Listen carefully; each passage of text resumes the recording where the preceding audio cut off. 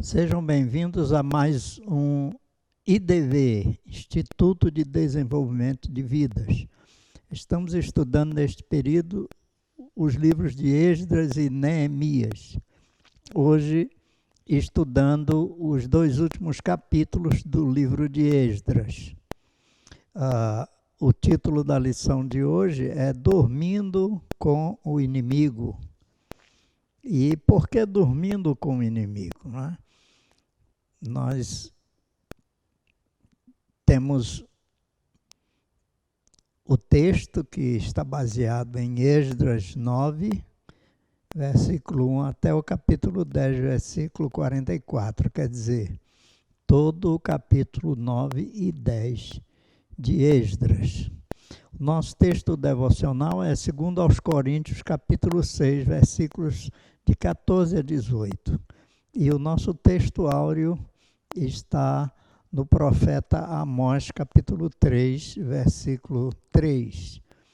Gostaria de dizer que, devido à extensão do texto de Esdras, nós não vamos ler todo esse texto. Nós vamos nos reportar a versículos do texto durante a aula. Mas vamos ler o texto devocional juntos e vamos ler também o texto áureo de Amós. O propósito desta lição hoje, o livro de Esdras, nos capítulos 9 e 10, faz um alerta veemente a todos os que querem contrair núpcias com quem não ama ao Senhor. É um alerta para a igreja de hoje, onde está acontecendo muitos casamentos mistos, e o livro de Esdras é um alerta veemente a esta prática.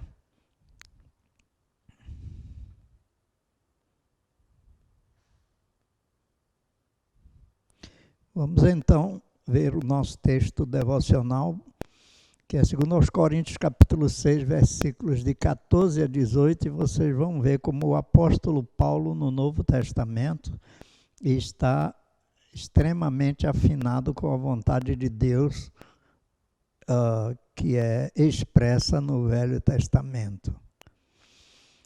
Diz o texto: não vos coloqueis em julgo desigual com os incrédulos, pois que sociedade tem a justiça com a injustiça?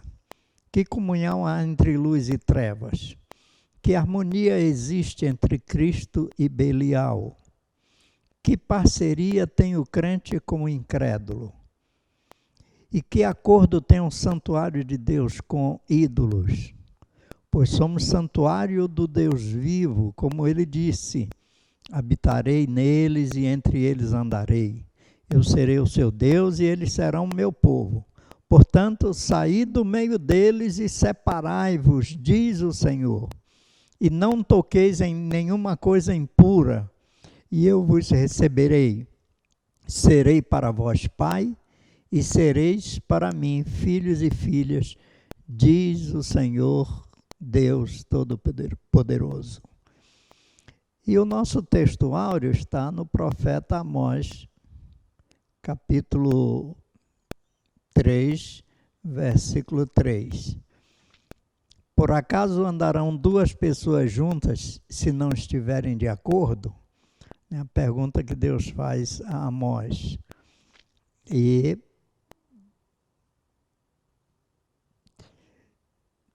nesse sentido, vamos estudar sobre dormindo com o inimigo. É que o povo de Israel estava fazendo naquela época, quando do encerramento do cativeiro babilônico, e o povo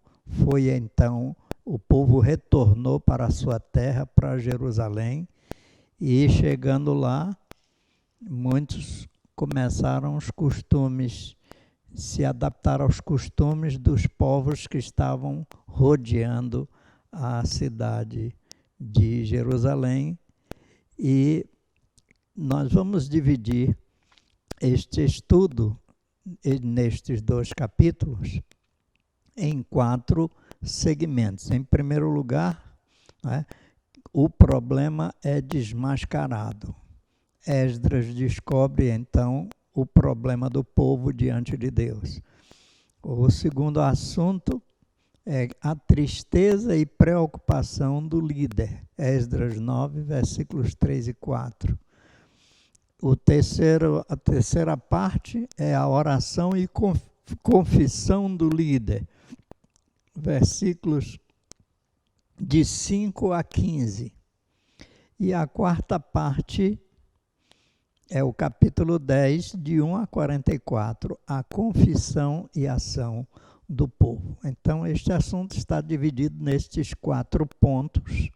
O problema é desmascarado, a tristeza e preocupação demonstrada pelo líder, a oração e confissão do líder, a confissão e ação do povo em resposta à oração e confissão do líder, e depois nós vamos concluir o assunto. A título de introdução, nós vamos ver a realidade com que Esdras se defrontou, não é? Com a possibilidade de que os casamentos mistos, né?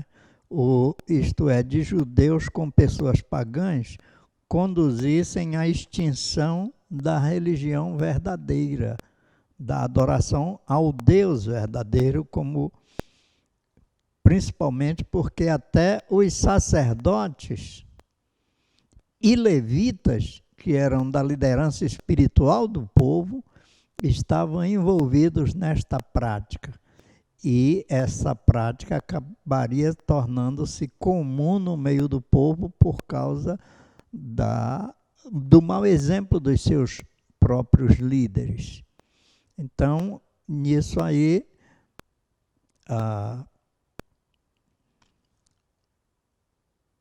o Esdras enfrenta esta realidade, que era a possibilidade desses casamentos acontecendo à torta e à direita e envolvendo até a liderança do povo de Israel. Também, na lição passada, nós vimos que Esdras era conhecedor das Escrituras, né? Ele sabia muito bem a orientação de Deus em relação à questão do casamento, não é? Ele conhecia a situação de Gênesis 6, de 1 a 5, que foi o que causou a consequência do dilúvio, né? Dilúvio foi consequência dos casamentos mistos, não é? Também Esdras sabia do cuidado dos patriarcas no passado de escolher suas esposas, para não escolher esposas dentre os pagãos, não é? Só aquelas dentre os que confiavam no Senhor, não é? Também Esdras conhecia o conselho de Deus a Israel sobre o casamento, não é? Quando Deus os tirou do Egito, ele deu vários conselhos, como em Êxodo 34, 14 a 16, Deuteronômio 7, de 1 a 4. Vamos ler Deuteronômio 7, de 1 a 4, diz o seguinte, este texto. Deuteronômio 7, de 1 a 4. Quando o Senhor teu Deus te introduzir na terra a qual passas a possuir, e tiveres lançado muitas nações diante de ti, os heteus, os gigazeus, e os amorreus, e os cananeus, e os fariseus, e os heveus, e os jebuseus, 7 nações mais numerosas, mais poderosas do que tu, e o Senhor teu Deus as tiver dado diante de ti para as ferir totalmente as destruirás, não farás com elas aliança, nem terás piedade delas, nem contrairás matrimônio com os filhos dessas nações. Não darás tuas filhas a seus filhos, nem tomarás suas filhas para teus filhos, pois elas fariam desviar os teus filhos de mim, para que servissem a outros deuses. E a ira do Senhor se acenderia contra vós outros, e depressa vos destruiria. Então nós vemos aí que Esdras era conhecedor das Escrituras e sabia de tudo isto que Deus tinha recomendado, não é? Em Josué 23, de 11 a 13, também nós vemos a mesma preocupação de Josué, anunciando estas mesmas recomendações ao povo, lembrando a eles essas determinações, não é? Nós também vemos no livro de Juízes, e o Esdras sabia disso, né? O desastre que foi a vida de Sansão, um homem escolhido por Deus para livrar o povo de Israel, mas que cometeu alguns erros, e o maior deles foi contrair matrimônio e procurar namorar e se relacionar com mulheres que não eram do povo de Deus, e terminou acabando com seu ministério, e terminou de uma maneira muito trágica e complicada.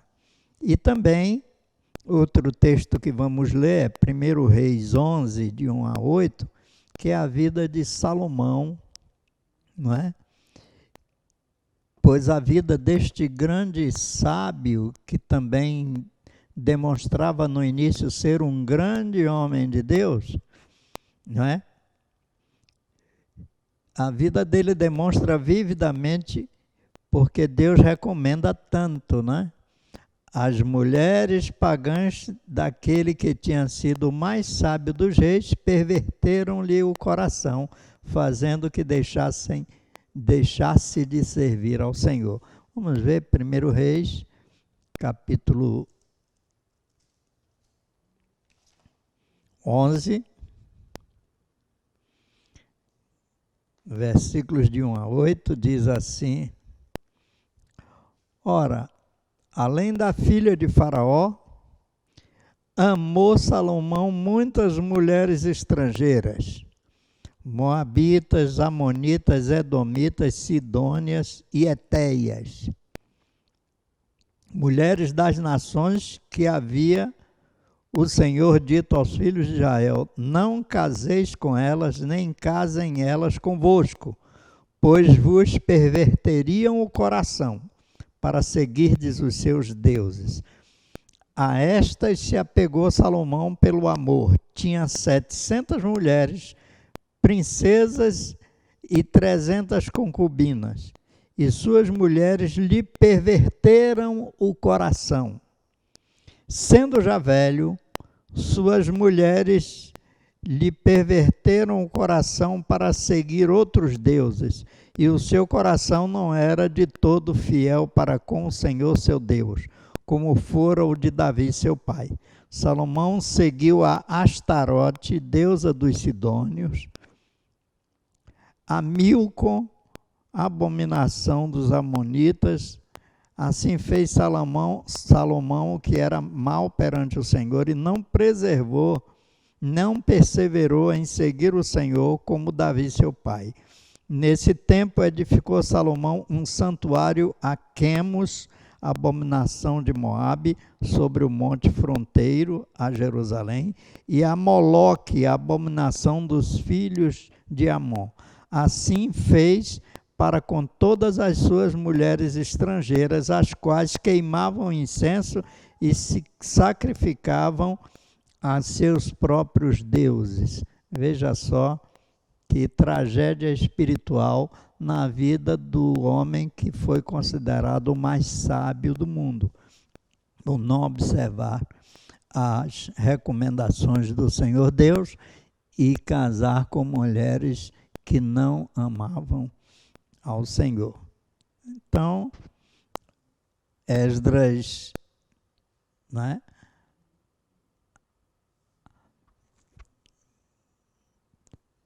Então, temos aí o problema desmascarado, né? Esdras havia constatado que a apostasia de Israel se devia em grande parte à sua mistura com as nações pagãs. Ele notou que se tivessem obedecido à ordem do Senhor Jeová de se conservarem separados das nações que os cercavam, teriam sido poupados de muitas experiências tristes e humilhantes, mas agora estavam no meio do pecado, estavam no meio da situação, e Esdras fica sabendo do problema. Foi dito a Esdras que o povo estava seguindo as abominações, não é? Seguindo as abominações, veja 9:1, se misturou a linhagem santa com os povos desta terra. Versículo 2. Então, capítulo 9, 1 e 2, é constatado esse problema, né? Que eles se misturaram e a linhagem santa se misturou com a linhagem dos povos daquela terra que eram idólatras, que eram pagãos, não temiam ao Senhor e tinham objetivos diferentes dos propósitos que o Senhor tinha para com Israel. E para você refletir, né? Todo ser humano sob forte impacto emocional fica vulnerável. E essa foi a situação de Esdras. Para ele foi um impacto muito forte descobrir que o povo todo, inclusive os líderes espirituais do povo, estavam se envolvendo numa coisa que Deus tinha proibido no meio do povo, e ele se entristeceu grandemente. Então, vamos ao nosso segundo ponto, que é a tristeza e preocupação do líder, né? Então, ele discerniu que o povo estava perdendo aos poucos a sua identidade, não só com o Senhor, mas também com a sua própria cultura e espiritualidade, se misturando com povos pagãos, né? E não era por preconceito racial, mas pelo perigo da idolatria, apostasia e materialismo. Isso é o que massacrava a relação entre Deus e o povo judeu. Isso é o que massacra as relações entre as pessoas e Deus hoje, a idolatria, a apostasia e materialismo. Essas coisas separam completamente o homem de Deus. E isso é o que estava acontecendo naquele tempo. E você pode ver a lista de proibições, que é enorme, né? Como já li em Deuteronômio 7, de 1 a 5, né? E falei sobre Josué, capítulo 23, de 11 a 13, né? Com isso em mente, Esdras ficou amargamente triste e atônito, e passou o dia pensando nas implicações dessa prática, caso ela continuasse acontecendo na nação, não é? Então, quando as ameaças ao povo de Deus são discernidas, suas atitudes são de zelo para com a causa do reino, né? Uma pergunta que eu quero fazer para você: quando as ameaças ao povo de Deus são discernidas, quais são suas atitudes de zelo para com a causa do reino? Mesmo se as renúncias necessárias forem grandes, você descobrindo que a sua vida ou a vida da igreja está caminhando de encontro à palavra de Deus, não é? Qual é a sua reação de zelo? De voltar ao caminho correto, não é? Mesmo que as renúncias necessárias sejam grandes? Precisamos refletir nisso, por duas razões. Refletir nisso para não continuar na prática que desagrada a Deus, porque seria um desastre total.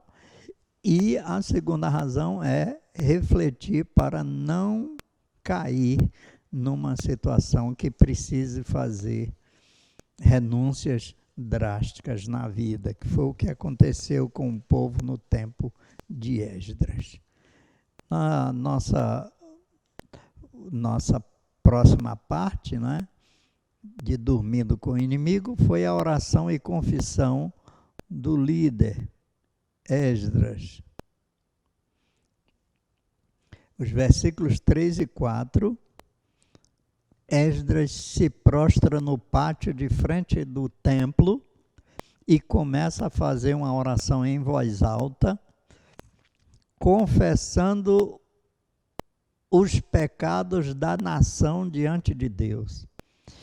E ele confessa como se ele também estivesse praticado.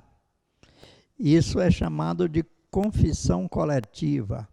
Ele sabia que a nação estava em pecado, ele não tinha pecado, mas a nação era responsável diante de Deus, então ele se ajoelha diante de Deus e começa a fazer uma oração de confissão a Deus. Vamos ver como ele se refere nos versículos 3 e 4 de Esdras, capítulo 9.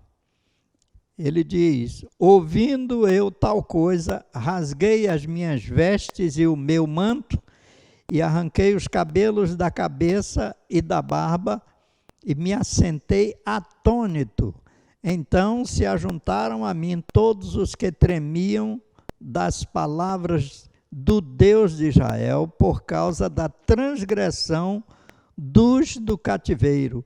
Porém eu permaneci assentado atônito até o sacrifício da tarde. Então,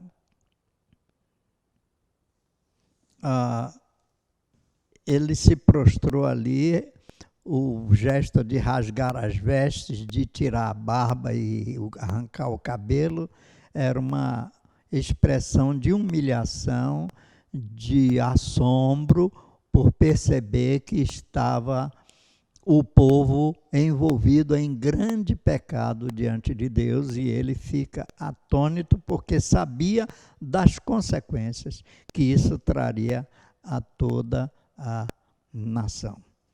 Então, diante da oração, né, Esdras não agiu precipitadamente. Ele, sendo um sacerdote, apresentou o povo a Deus, confessou com lágrimas, humildade e vergonha o desprezo que o povo estava tendo para com Deus. Não é? E também sua oração fez surtir os efeitos necessários e salvou a nação da extinção completa, porque isso é o que aconteceria fatalmente se eles continuassem naquela prática.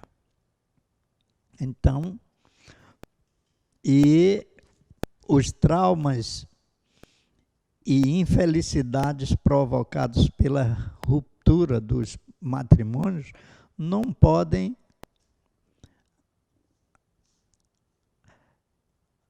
aliás, eu queria que você refletisse, antes disso que eu vou dizer, né? Reflita na seguinte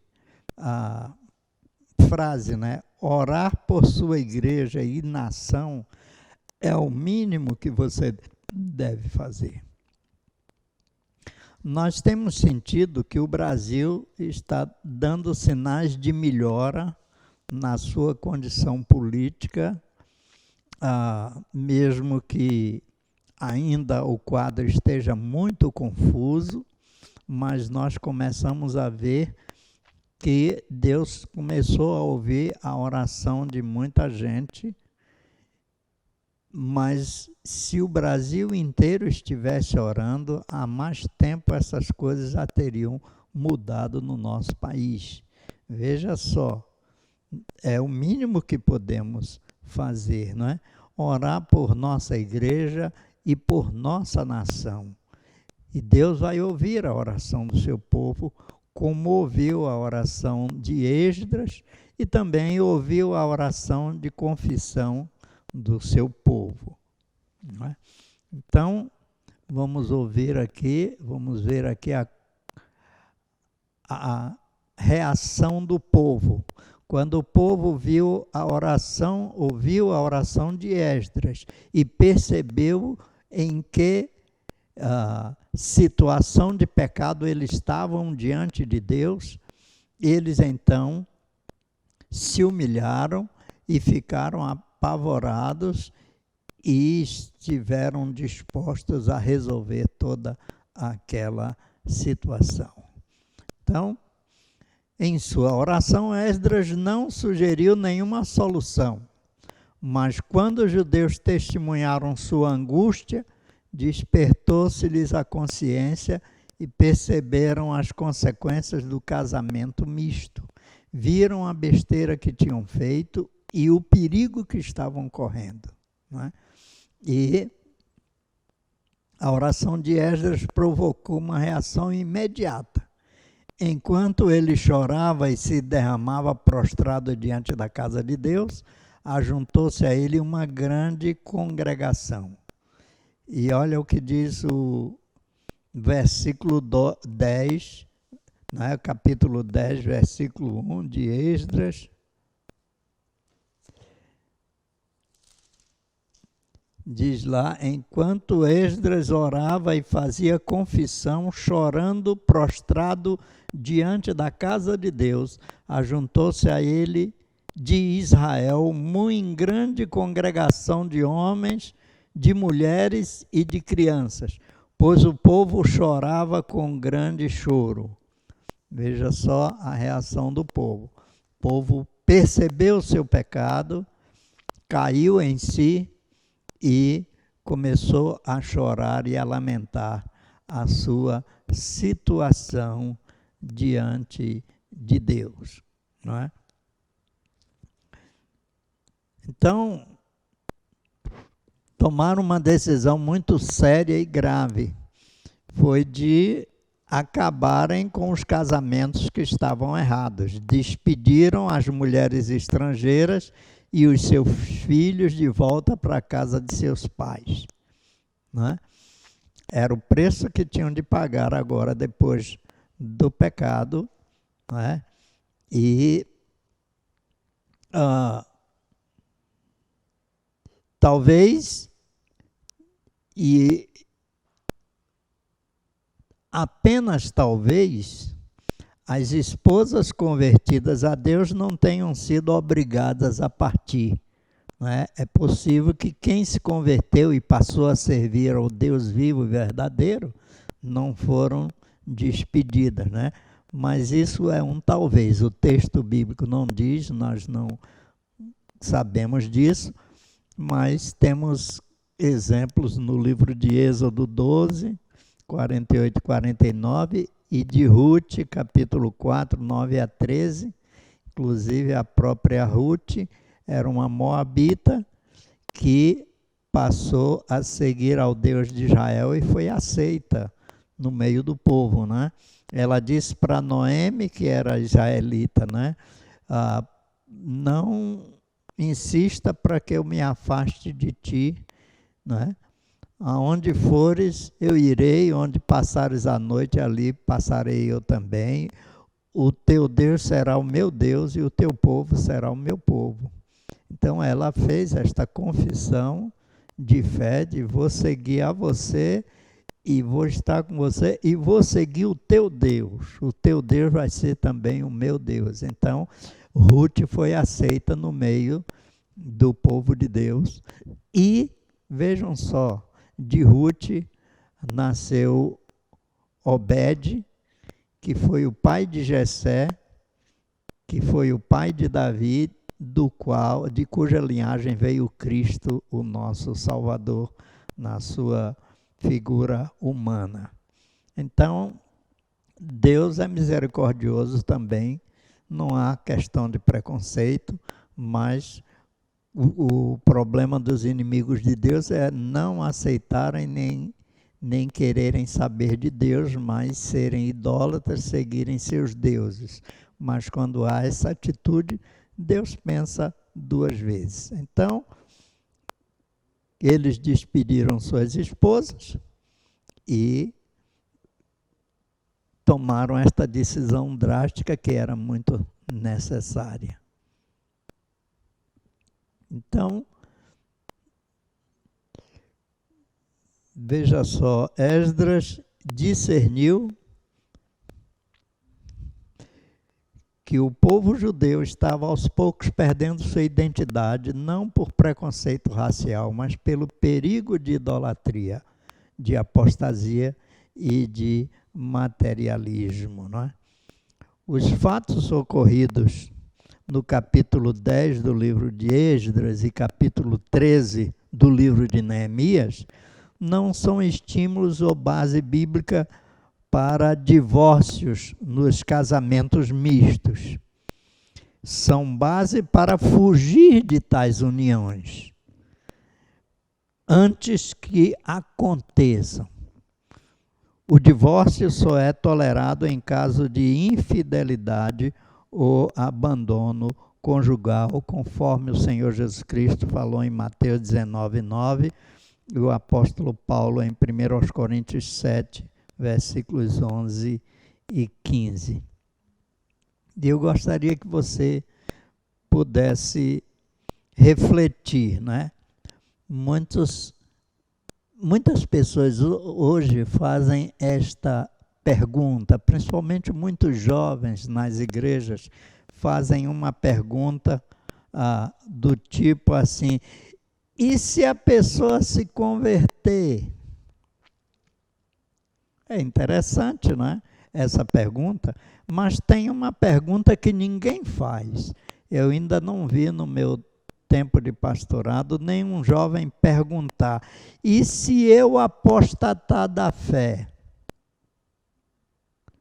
Por causa de um casamento misto, né? Só pensa na possibilidade. Sabe o que acontece?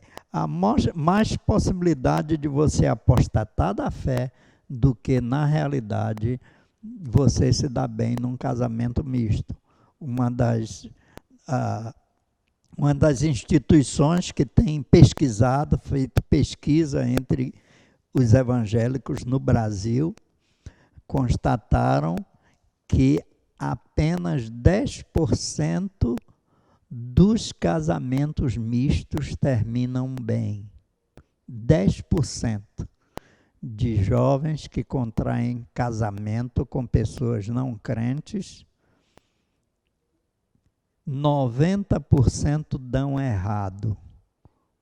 Você vai apostar em 10% contra 90% de possibilidade de dar errado? E é isso que vai acontecer, não é? Por isso, precisamos ter muito cuidado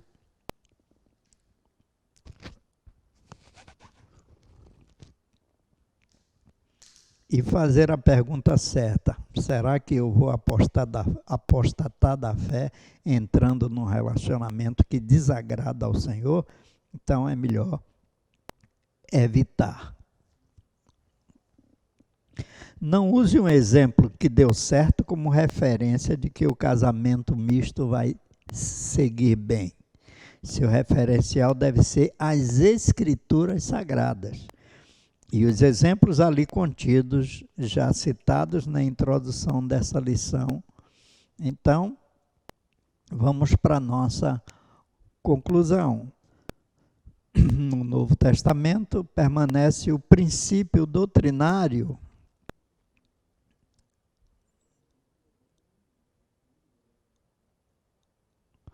No Novo Testamento permanece o princípio doutrinário contra o casamento misto. Por exemplo, 1 Coríntios, capítulo 7, versículo 39.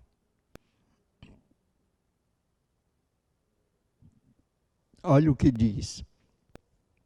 A mulher está ligada ao seu marido enquanto ele viver. Mas se o seu marido morrer, ela estará livre para se casar com quem quiser, contanto que ele pertença ao Senhor. Note aí a advertência do apóstolo Paulo. A mulher cristã está livre depois que seu marido morre para casar com quem quiser, contanto que seja alguém que pertença ao Senhor.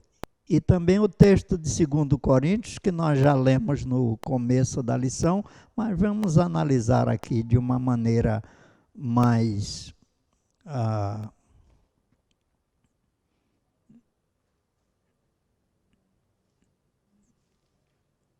mais vívida, não é?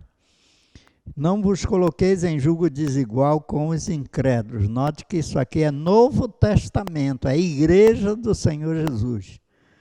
Pois que sociedade tem a justiça com a injustiça? Que comunhão há entre luz e trevas? Paulo está dizendo que não há sociedade, não há comunhão. Ele diz que harmonia existe entre Cristo e Belial. Belial é um dos nomes para o diabo, para Satanás. Né? Que harmonia existe entre Cristo e Belial. O profeta Amós diz, andarão dois juntos se não estiverem de acordo, e não há acordo entre Jesus e Satanás. Né? Então, que harmonia existe entre Cristo e Belial? Que parceria tem o crente com o incrédulo? E outra, e que acordo tem o santuário de Deus com os ídolos? Paulo está fazendo algumas perguntas retóricas, e você já deve ter percebido que uma pergunta retórica já tem subentendido uma resposta certa, não é? Para todas essas perguntas de Paulo, a resposta é sempre não. Que sociedade tem a justiça com a injustiça? Nenhuma. Que comunhão há entre luz e trevas? Não há comunhão. Que harmonia existe entre Cristo e Belial? Nenhuma. Que parceria tem o crente com o incrédulo? Nenhuma. E que acordo tem o santuário de Deus com os ídolos? Não tem, é profanação para Deus. E se você botar uma ação de Deus lá no meio dos ídolos, eles só não vão profanar, porque a intenção deles é querer também fazer tudo uma coisa só, não é? Então, não há acordo entre o santuário de Deus com os ídolos, pois somos santuário do Deus vivo, como ele disse. Veja só o que Paulo está se referindo aí. Você como santuário do Deus vivo. E se você se une com uma pessoa que não adora o Deus vivo, você está misturando o santuário de Deus com os ídolos. Pois somos santuário do Deus vivo, como ele disse, habitarei neles, entre eles andarei, eu serei o seu Deus, eles serão meu povo. Portanto, saí do meio deles e separai-vos, diz o Senhor, e não toqueis em nenhuma coisa impura, e eu vos receberei,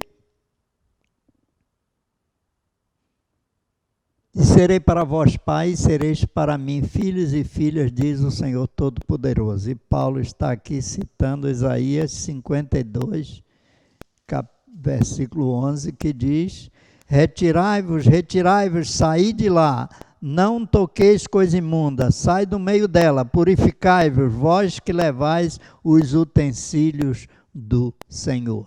Então, é uma coisa que não condiz com o que Deus quer. O desígnio de Deus é que o matrimônio seja um símbolo prático e apropriado da união viva com Ele. Então, no casamento cristão, é um símbolo do casamento de Cristo com a igreja.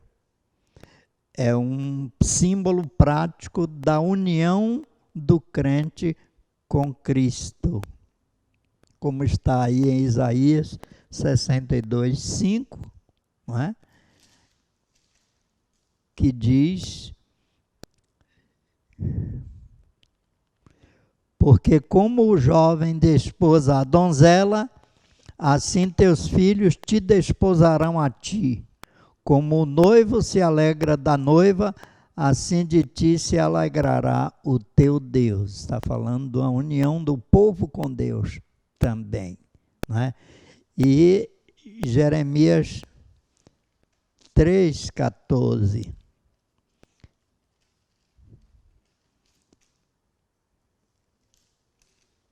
Jeremias 3,14, que diz o seguinte: convertei-vos, ó filhos rebeldes, diz o Senhor, porque eu sou o vosso esposo e vos tomarei um de cada cidade, 2 de cada família, e vos levarei a Sião.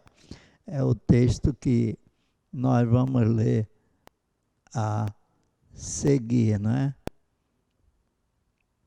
Voltem, filhos rebeldes, pois eu sou o Senhor de vocês, declara o Senhor. Tomarei vocês, um de cada cidade, 2 de cada clã, e os trarei de volta a Sião. Não é? É essencial, portanto, que todo aspecto da relação matrimonial glorifique a Deus. Os incrédulos não apreciam essa perspectiva, então, que consenso há entre Deus, o seu povo e o povo do mundo, o povo que não crê em Deus. Então, concluímos esta lição advertindo veementemente, né, aos que querem contrair núpcias com quem não ama o Senhor, que Deus não se agrada de modo algum desse tipo de união. Vamos observar a palavra de Deus e seguir os seus princípios. E aqui é concluído o livro de Esdras com esse estudo e com este fato interessante e importante, onde o povo toma a decisão de abandonar as práticas que estavam erradas e se voltarem arrependidos com sinceridade ao Senhor. Que Deus nos abençoe. Vamos orar neste momento.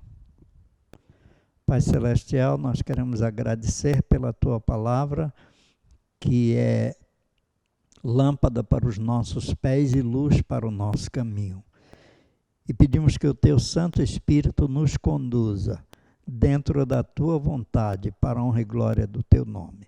Pedimos também, ó Deus, por cada espectador que está assistindo este estudo, que possam refletir, cada um possa refletir e analisar a sua vida e compreender que o Senhor exige para si santidade completa de cada um de nós. E pedimos que nos abençoe e nos ajude a permanecer fiéis aos teus princípios. Nos abençoe no restante deste dia. É o que nós oramos agradecidos no nome de Jesus. Amém.